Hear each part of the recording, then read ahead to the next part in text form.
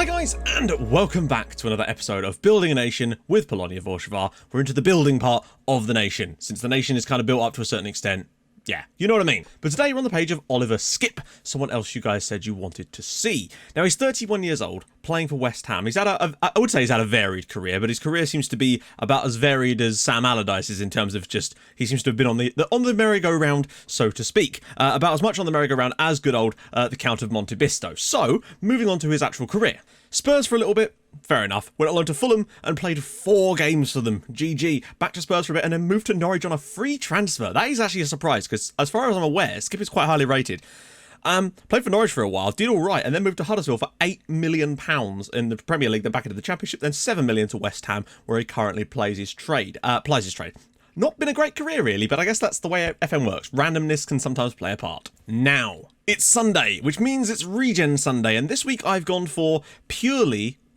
I say this every week, really, to be fair, but this is what I like to see. I tend to just go, oh, he's a good player, but does he have a funny name?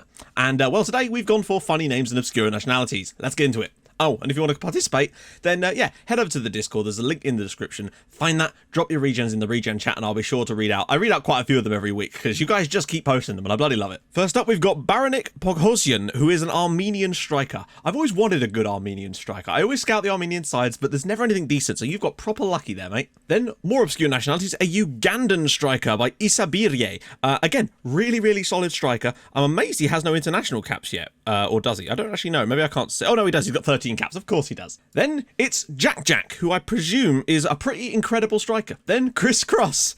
I mean, he should be a winger at least. I mean, his crossing is 7. This is unacceptable. Then Christian BK, or more importantly, Christian Bike. Old Chrissy Bike. Christ on a bike. Followed up by Juan Condom. I mean... to be fair, for a right back, he's going to provide decent protection. Then Sydney Boogers. Great. I guess that's a glorious name. Following this up is Noah at the back, presumably playing like 2x2. I'll be interested to follow his career arc. Bible. Next up is I'm sorry. That should be illegal. He has too many vowels together. I feel like that's just greedy. Save some for the rest of us. It also kind of reminds me as if someone was trying to spell Uruguay and then just fell asleep on the keyboard. Then... Pham Van Tan, great name. I love a Vietnamese regen. We had that amazing one that played for PSG a couple of saves ago. He was glorious, but this guy has given him a run for his money. They always seem to be at French clubs. I guess because maybe France. I mean, France used to be the colonial power in Vietnam, didn't they? So I don't know, maybe some weird connection there. And then finally, Steve Gay, which is interesting because there's a lot of French sounding names that when they're pronounced properly sound like that, but they're never actually spelt like that. But fair enough. Hey, you live your life, Steve. So there we go. That was Regen Sunday. Hope you enjoyed that. Drop your regens in the chat if you want to participate. And yeah, let's get on with things. We've got some big stuff today because it's more Champions League goodies. But also, I've been reminded that the World Club Cup is a thing, and I totally forgot that existed. So that's going to be a very interesting part of this season. And yeah, I don't know how we're going to break that down, but hopefully it comes when we've got nice winter break, so that'd be good. But before any of that, we had a nice little off-camera section with only a couple of games because there was an international break. A 3-0 victory over Lubin in there too. A Roscoe, Lisic, Gorosito for Posido. Look at this. 2 assists, 6 key passes, chances created for days. What an absolute god. Lisic picked up a knock in this one, which was unfortunate, but still a great performance. And then still a decent result against Górnik, but as usual, we really did struggle to get past them. They are, with the system they play, with this shape, they really do just seem to have something against us. Panda and Firmino with the goals, but Jarosz did get one back for them in the match. Sorry, no, you know what I mean. And still got the win. That's the main thing. And Olivier was man of the match. And that allows us to sit comfortably top of the league now with a game in hand. Poznan have just started to ease off the bit a little bit, but they're still right in there as well, as are Katowice. Katowice have drawn a lot of games, but they've only lost 1 of their first 14 league matches. And to me, that is very indicative of them being a real power this season. I think they're going to comfortably qualify for Europe next year. Honestly, I kind of want them to get into the Champions League, but I think if they get 3rd, I'll be happy because then they're guaranteed a Europa League spot in the group stages already, and that means they don't have to worry about getting dicked on by Sevilla. So Lech Poznan having a lovely time, also in the Europa League too, which is nice to see. Swanskin, I want Legia and Lechia. I just want those 5 to just get consistency, and then it might really help us because they'll build up their coefficients, be getting slightly better pots in Europe and all sorts of stuff, and they can build up their money from doing that too. But unfortunately, we don't always get what we want. Part of me is tempted to play this style against them, but we're away from home and I don't want to risk it because there's just no point in risking it. So let's move everybody around a little bit. Pereira, Lisic, Gorosito for Posi, Orozco, Silva, Shabal? Yes, of course. Falvela, Freitas, Iglesias. Wow, I actually picked the correct team for once, my lord. On the bench, we're going to go with the Llama, Waterberg, Restrepo, Firmino, Rosa, Carroll, and of course, my man, Bartolome, Ichak. Right, let's have a look at them. Probably going to play the same as they did last time, though. Oh, they've lied to me. I have been deceived.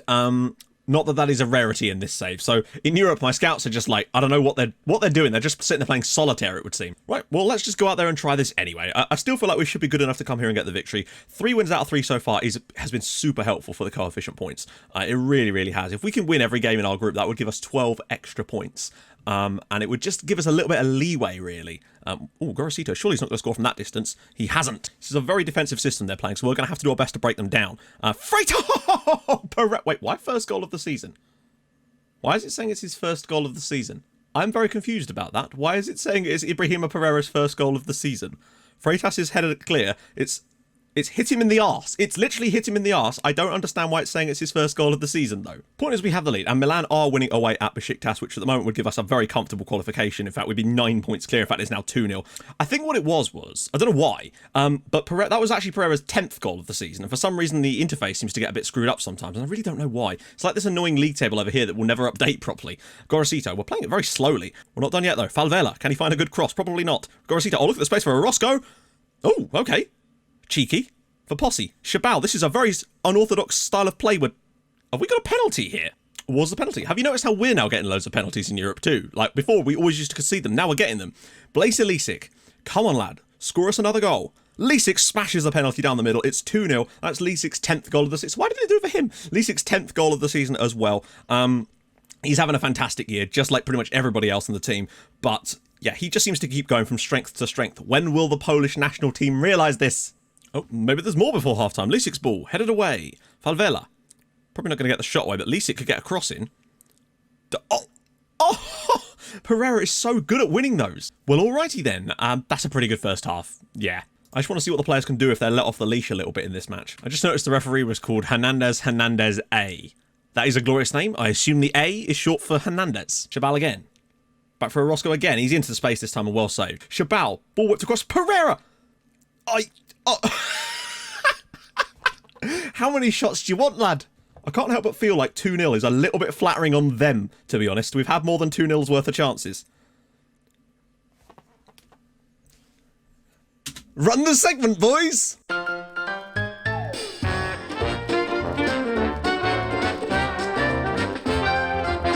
What the f*** was that? Well, there you go. I run out of words for when things like this happen. Just as I was saying, you know what? I feel like this has been a bit harsh on us, only to win this one 2-0. But then Macy's like, don't worry, I got this, lads. Dearie me. That happens too often in FM, that really does. It's 3-0 to us, but at least it's happened in our favour for once. The pendulum firmly swingeth back our way. Headed away. Waterberg could carry us away here. We've got Pereira for perhaps a run in behind. He actually has found it. And there we go. 4-0. And now it's showing his 11th goal of the season. I don't know why. It's 4-0. Pereira's grabbed himself another one. It's 7 goals in, 4 matches in the Champions League? Waterberg's initial pass is an absolute gem. This is why I really do. Look at that for a ball. That is insane. Pereira just gets there before the goalkeeper, and now we've gone from 2-0 to 4-0 in the space of 2 minutes. Lovely old job. Yeah, I'd say we probably deserve that result. Another excellent victory in Europe, as we really do seem to be just putting... We've only conceded 1 goal in those 4 matches so far. And we've scored, 2, 4, 7 tons. Lovely. Defensively excellent. Attack-wise, brilliant. 4-0. Lovely old job. Yeah, that's pretty damn good. We've scored 15 goals in 4 matches so far in the Champions League. We are qualified for the next round already, but we've still got some toughies to come, and I really do want those extra coefficient points for grabbing the victories, because that's so important right now to us. Ajax doing quite well, which is a shame, because we need them to not do quite well. The Portuguese teams, I don't think are, so at least that helps. Right, games off camera, coming back for the next game. Okay, so the good times kept on rolling with a 5-0 trashing of Arca following in, and as usual, we get 5 different goal scorers. Gorosito, Pereira, Carroll, Fopossi and Shabal spreading the love. We then follow that up with a massively weakened team still trashing Legia Warszawa 4-0. A hat-trick from Donny Waterberg, a lovely one from Mateusz Żwigawa coming in. Carroll picked up a slight knock, but it wasn't enough to keep him out for very long, and that is glorious. Back-to-back wins with huge goals. And also, we beat Milan 3-2 with our under-19s, which means we're actually in a position to qualify out of our group for the first time, I think. But today, it's all about trying to wrap up the group. All we have to do is avoid defeat against Milan today. I mean, the fact is, we could still lose and win the group. But I want to go and get the win because I want to make sure that we get as many coefficients as possible. That really is the ultimate aim here. So we're going to get rid of that for a start. Switch over to a freshened up team. Pereira, Lisic, Gorosito for Posse, Orozco, Silva, Chabal, Valvela, Freitas, Albarracin, and Iglesias. Lisic and Pereira are both on the shortlist for European Golden Boy, which would be amazing. It looks like a guy called Frank Diallo for Southampton is probably going to win it, but it's just nice to have these players in question because I want to see someone win the Ballon d'Or. So the bench will be the Lama, Rosa, Treverio, Fernino, Olivier Restrepo, and of course, my man, Itzhak. Sviggy also scored a hat-trick for Poland. He's still smashing them in for Poland, and Karol's still getting loads of appearances. Call up Lisic, please. I feel like the Polish national team coach is quite literally wasting Blaise Lisic. He's the best Polish player, probably one of the best Polish players in the world, and he's not getting in the Polish national team. It's frustrating as hell. He's always in the squad, he just never gets used. We need a big performance today. We just got to keep on plugging away. This is going to be tough, though. Like, don't get me wrong, we were very good in the away game against them, but I really feel like if we can win this one, then we'll be in a really, really good spot to go and win every single game in this group, and that would be massive for us. And they've got an injury early on, which is good for us. We just need those extra points, basically. Because the other Polish teams are not really pulling their weight at the moment. Lisic, go on Blazer. Oh, so many players across. He's got to find one of them. Pulls it back across for Posse. Kelvin for Posse gets his 6th goal of the year. He's not quite fulfilled the £73 million price tag, but remember, he is still young and has a lot to earn. But once again, Pereira with an absolutely brilliant pass, but it's the fact that Lisic has this extra level of pace and just pulls it back across. Oh, straight through the keeper's legs, I think. It's 1-0, and we've got the lead inside the first 10 minutes. For Posse grabs his 6th of the year. Nice. Milan are not in good shape at the moment. Gorosito, Lisic's through again. What's he thinking? Pulls it back across again. Pereira with this. Ooh, that's working, isn't it? It is very much a case of that is working. Oh, God. What a save from Iglesias. Valvela very nearly just played us into trouble there. We should be 2-0 up, but we could have easily been 1-1. Del Valle. Oh, now it is in. Federico Bilo equalises for Milan, and that's frustrating as all hell. We should be 2 up, and now it's 1-1. They've had 2 really good chances. The first one was Valvela's fault, definitely, but this one is just really nice football. Christian, the injured player, Iglesias can't keep it out, and no, we've got some work to do. This was looking very straightforward in the opening stages, and now it is anything but for Posse. Orozco, oh, here we go. Pereira's in behind. He's broken the offside trap, and he's tried to dink the goalkeeper. He's so bad at those. That's the one thing he really does suck at, is those one-on-one situations. Gorosito cutting through, blocked, comes through, no. I think we have probably been the better side. Oh, here we go. Albarracin through again. Digs it across. Headed away. Orozco used the... Oh! Oh! Very near. Still kind of think we should be in front, but we've got to do better. I mean, come on, lads. We won the away game against Milan, and we've been the better side in the home game, too. We just need to do our job here, really. Here we go. Orozco driving up. Pull something at him. Maybe for Posse we'll get another one. Chabal! Lisic! Oh, tip ride by Donnarumma. He's been good today. I get the feeling we're probably going to end up on the wrong... Not the wrong side of this, but a draw, which is just not really good enough when you look at the balance of this game. They had that one tiny spell, basically, and that was it. Oh, God. Oh, God. Why does this always happen? We have been in incredible form so far in the group stages. And then today, we get a load of chances early on, and then it somehow ends up being a defeat. Let's pull this out of the bag, eh? Ball in. For Posse heads it wide. We could technically still not win the group, actually. They've only got 2 points behind us. We'd still need to go and win Lisic. Freitas, and it's put over the line by Tobias Röser. In the 90th minute, Röser bails us out. That might well be the goal that wins us the group. Thank goodness for that. Tobias Röser, of all people, comes off the bench. I don't know what he's doing up there anyway. Freitas' header is saved. It comes back to the goalkeeper, and there is Tobias Röser to slide one across the line for 2-2. Thank goodness for that. I feel like we have deserved that, to be fair, for Posse. Chabal, maybe there's more in the tank here. Chabal, Freitas, Itzhak, for Posse, blocked. Goalkeeper tips it out, and that looks like it's probably going to do it. Still frustrated not to win this one, to be honest, but there you go. You don't take your chances, you don't win matches. It's as simple as that. At least we've managed to win the group, though, and avoided that potential minefield, although I really did want those extra points for the coefficient, and I hope that we can go out and win in Turkey and make sure they get to at least 16 points, you know? That's frustrating. Lisic's still man of the match, though. Just wanted to let you see, there's Besiktas beating Red Bull Salzburg, so, yeah.